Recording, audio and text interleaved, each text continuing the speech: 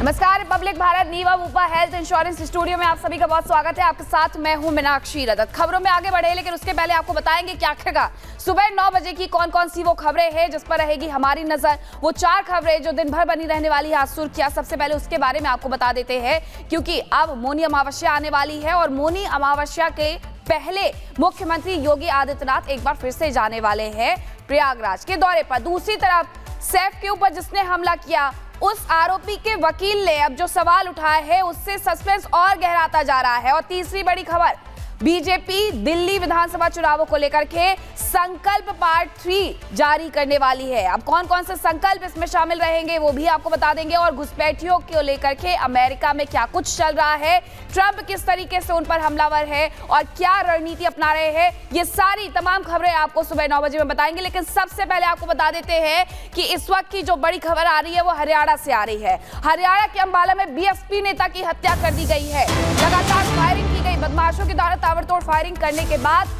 उनकी हत्या कर दी जाती है। बदमाशों ने कार पर ताबड़तोड़ फायरिंग की थी। बीएसपी नेता हरविलास रज्जू माजरा की हत्या कर दी है। हरियाणा के बीएसपी प्रदेश सचिव थे रज्जू माजरा और बाला के नारायणगढ़ में बसपा नेता हरविलास रज्जू माजरा की गोली मारकर की हत्या की गई है। उन पर करीब 4 बदमाशों ने ताबड़तोड़ फायरिंग की। 5 गोलियां जो है वो नेता के सीने में लगी। उनके साथ उनके 2 साथी भी घायल बताए जा रहे हैं। और इस वारदात को उस समय अंजाम दिया गया जब बसपा नेता अपने साथियों के साथ आलूवालिया पार्क के पास अपनी कार में बैठे थे। इसी दौरान कुछ नकाबपोश बदमाशों ने उन पर गोलियां बरसा दी। ये 3 तस्वीरें आपको दिखा रहे हैं जो अंबाला में गोलीबारी हुई थी उसकी तस्वीर। बीएसपी नेता जिनकी हत्या कर दी गई है और अब आरोपियों की तलाश की जा रही है पुलिस की तरफ से। तो ये 3 तस्वीरें किस तरीके से ये पूरी घटना हुई, घटनाक्रम को समझाने के लिए कि अंबाला में गोलीबारी होती है, नेता अपनी कार में बैठे होते हैं, उनके साथ उनके 2 साथी भी होते हैं। लेकिन इसी दौरान 4 बदमाशों के द्वारा ताबड़तोड़ फायरिंग की जाती है जिसमें 5 गोलियां बीएसपी नेता के सीने में लगती है, हरविलास रज्जू माजरा के सीने में लगती है, उनकी मौत हो जाती है। आरोपियों की तलाश की जा रही है। धरपकड़ करने के लिए पुलिस ने अभियान चलाना भी शुरू कर दिया है।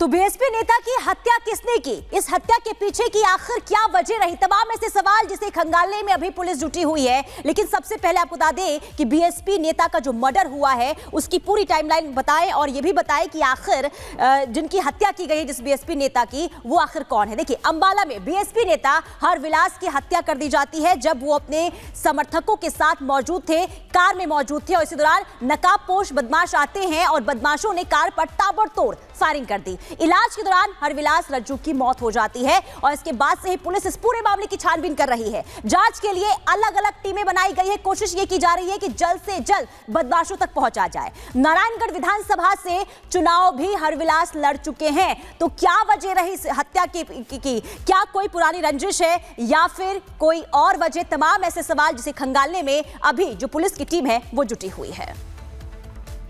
और अब खबर आपको मेरठ से बताते हैं जहां 50,000 का इनामी बदमाश ढेर कर दिया गया है। नईम उसका नाम बताया जा रहा है जिस पर 5 लोगों की हत्या के आरोप भी थे।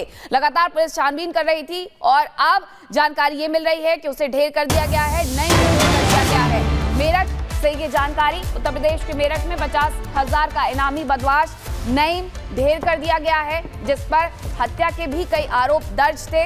पुलिस उसकी तलाश कर रही थी और उस पर हत्या के आरोप जो लगे थे वो सौतेली भाई और उसकी पत्नी और बच्चों की हत्या के आरोप लगे थे, जिसके बाद ये कार्रवाई हुई है।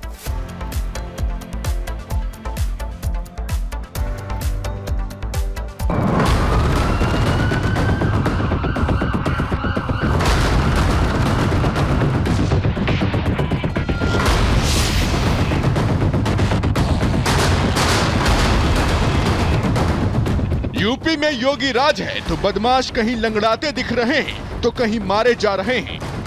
ऑपरेशन लंगड़ा चल रहा है तो बदमाशों में खौफ तगड़ा देखा जा रहा है।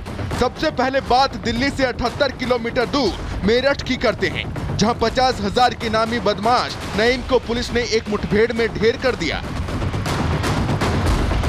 ये जो हम आपको तस्वीर दिखा रहे हैं ये बदमाश नईम की है जो पुलिस के लिए इतना बड़ा सरदर्द बना था कि पुलिस ने इसे पकड़ने के लिए 50,000 रुपए का इनाम तक घोषित कर रखा था। नईम ने हाल ही में 9 जनवरी को एक बड़े हत्याकांड को अंजाम दिया था। उसने अपने सौतेले भाई और उसके पूरे परिवार की हत्या कर दी थी। नईम पर पति पत्नी और 3 बच्चों की हत्या करने का आरोप लगा था, जिसके बाद से पुलिस को नईम की तलाश थी और आखिरकार पुलिस नईम का पीछा करते हुए पहुंच गई। पुलिस ने नईम को सरेंडर करने को कहा, लेकिन जब उसने सरेंडर नहीं किया तो पुलिस ने गोली चलाई और नईम की मौत हो गई।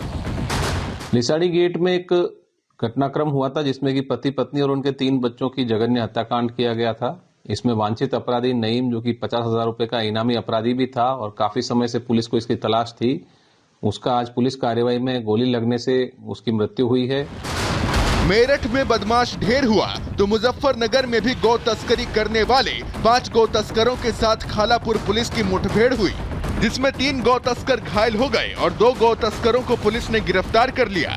गौ तस्कर पुलिस के हत्थे चढ़े तो ऐसी हालत में कि ठीक से चल भी नहीं पा रहे थे।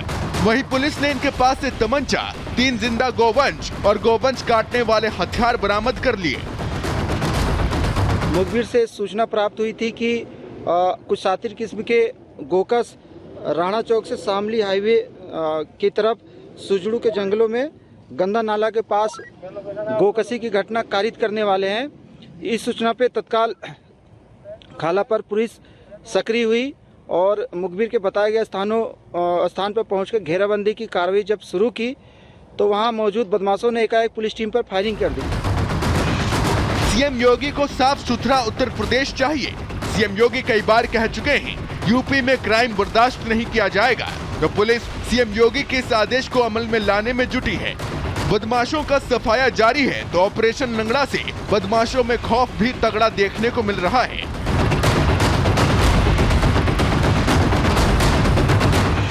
Bureau report, Republic Bharat.